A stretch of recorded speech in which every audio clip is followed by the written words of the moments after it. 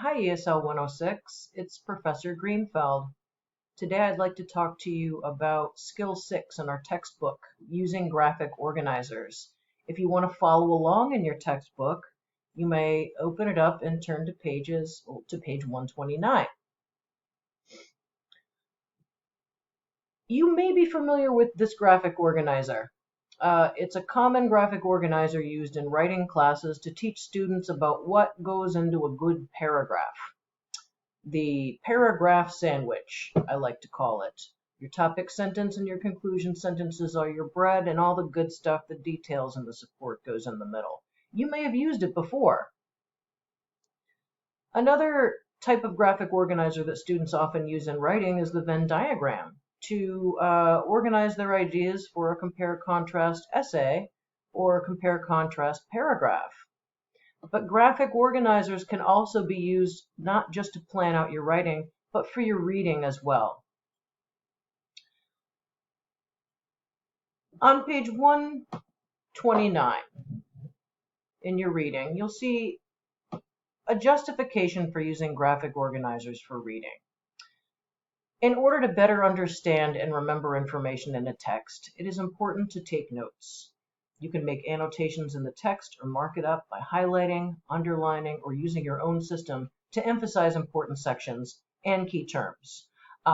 Folks, I hope that you do that at this point in your reading. I hope that you are annotating. Visual or graphic organizers are other tools that you can use to comprehend and remember that information.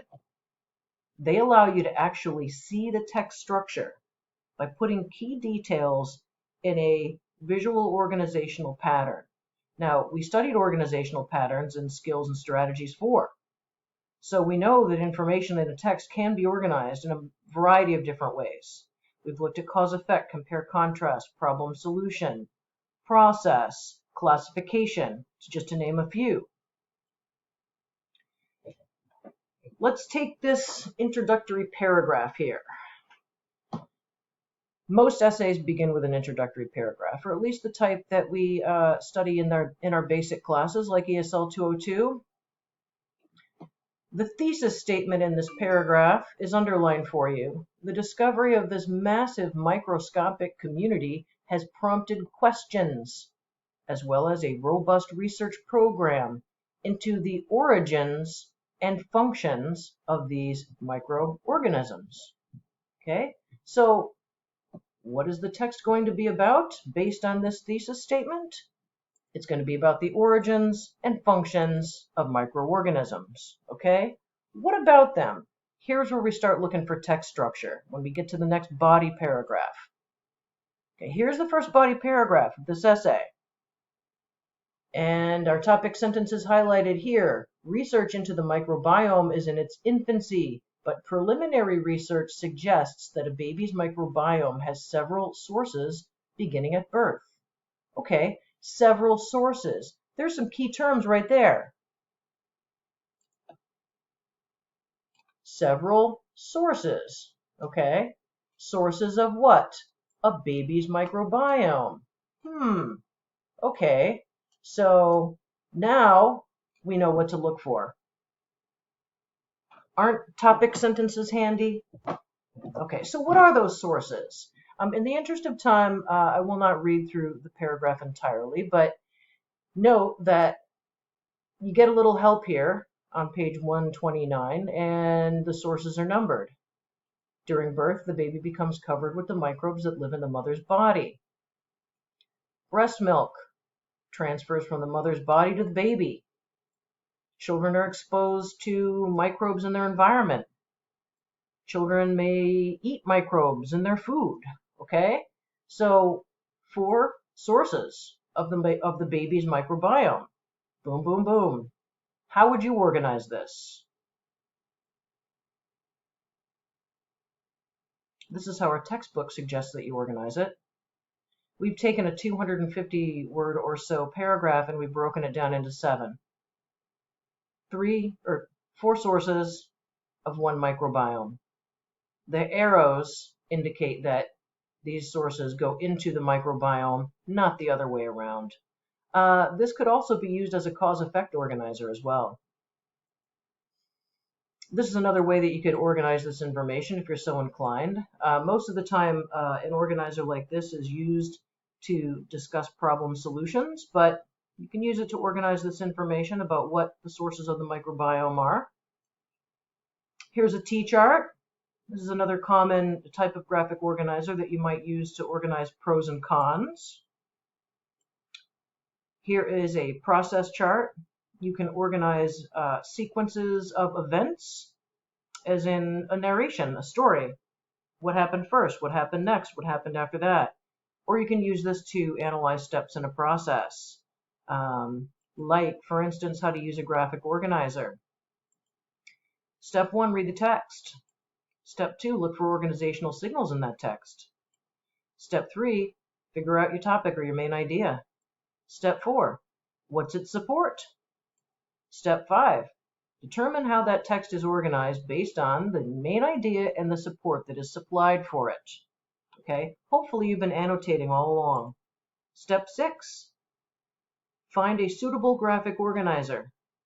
It may or may not be one of the graphic organizers that I have provided for you in Module 5. It may or may not be.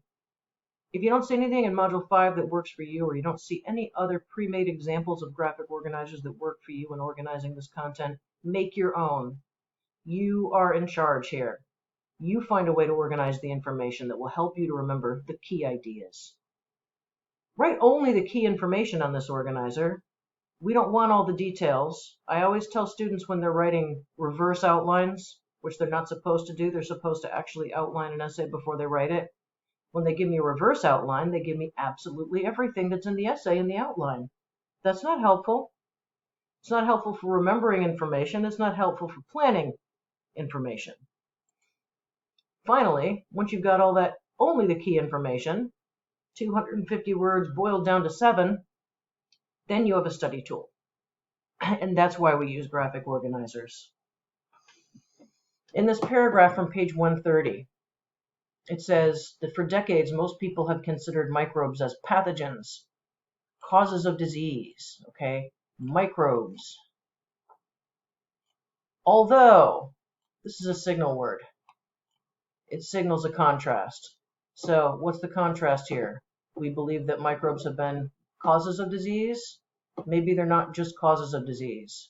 Although it is true that many do cause disease, emerging research on the human microbiome has caused a 180-degree shift in this thinking, as studies have begun to show that many microbes are beneficial or even essential for human health. Here is our main idea. Many microbes are essential for human health. Okay? The functions of microorganisms suggested by such studies fall into the following categories. Okay?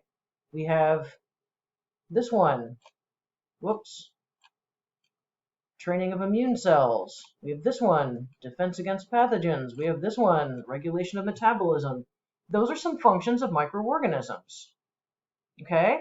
So microorganisms don't just cause disease. They can do good things. If I wanted to organize this information in a graphic organizer, how would I do it? Well, our textbook suggests something like this. This is it looks like a T-chart, but our topic goes in this rail, this top row here. Since microbes have different kinds of functions, some are good, some are bad, we put the bad on this side and we put the good on this side, just to help us remember that some are good and some are bad. That's one way that the textbook suggests that you can organize this information.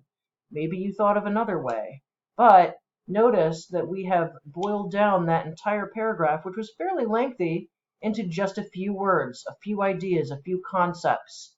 That's the point of the graphic organizer. In skill practice 1, on page 130, we have an introductory paragraph. Modern pharmaceuticals have many origins. Some are created in laboratories. Some have come from natural substances found in the environment, such as mold, plants, or even naturally occurring bacteria. The search for the newest drugs is taking place in an unlikely place, our own bodies. Recent research has revealed that some of the microorganisms in our microbiome are tiny drug producers. Okay, so while I'm annotating this, I might note that what we're looking for is how microorganisms produce drugs, maybe, or what drugs microorganisms produce. Let's read on.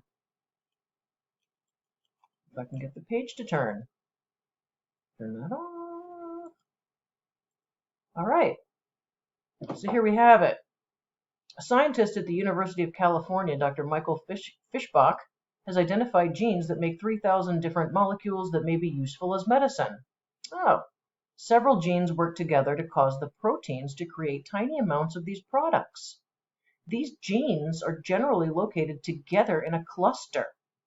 Fischbach and his colleagues wrote a computer program to identify these clusters in the human microbiome.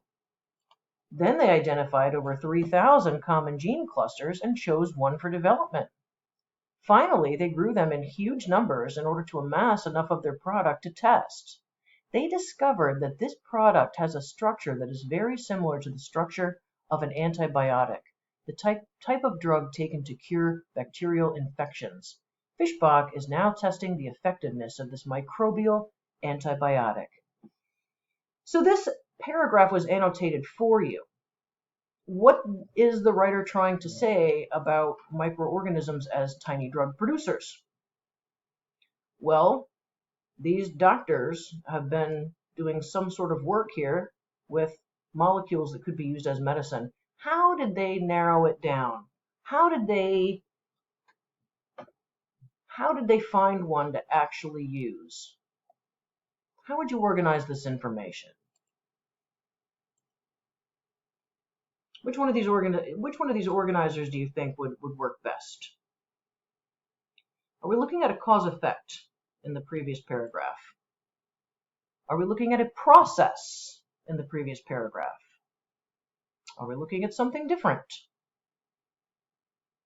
Glance again at the previous paragraph, at what is highlighted. Look for keywords like finally, then.